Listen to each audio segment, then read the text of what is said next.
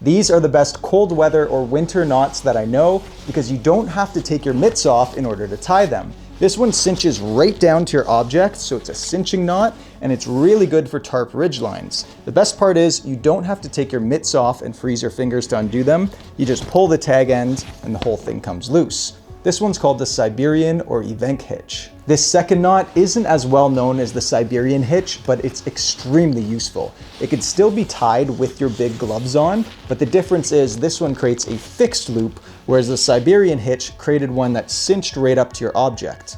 Where this is useful is if your rope is turning, just like this, or if it's jingling like this one will hold way more secure. So think of attaching to hardware or pulling a sled or attaching to a backpack to hoist something. This is the one you want to go with. This is called the Kalmyk Loop, and it still has that quick release, so you don't have to take your hands out of your gloves and get your hands all cold.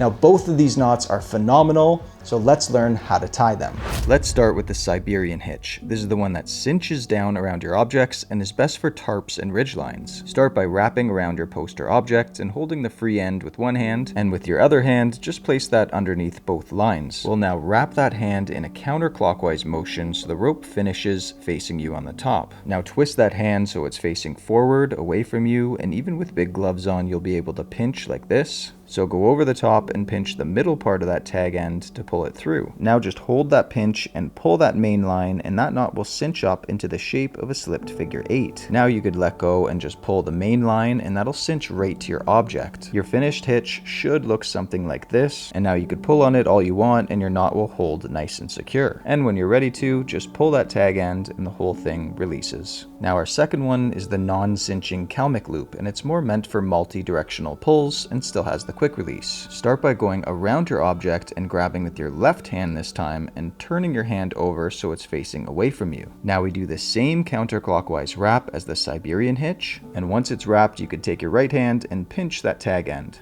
Now just pivot your wrapped hand so it's facing away from you. Now go up and over top and grab the middle of that tag end, very similar to the Siberian Hitch, but now pulling the main line will lock it into a fixed loop instead of a cinching one. And it holds really nice and secure, and then again when you're ready, just pull the tag end and the whole thing comes loose. One very small detail to note when you're tying this: when you get to the step of pulling the bight of tag end through and capturing that loop, you could see here the loop could come out two different ways. On the left, it sort of crosses over itself with the tag end on top, and on the right, it's a clean U with the tag end on the bottom. Both of these will work very well and hold secure under normal use, but when holding the loop and then jiggling the line, you could see the one on the left comes loose a little bit easier than the one on the right, which stays secure. So that's just a best practice when tying this. Now I've added both of these knots to our 3D knot tying app, Knot IQ, and I've even added the hand animation so you could follow along as close to this video as possible.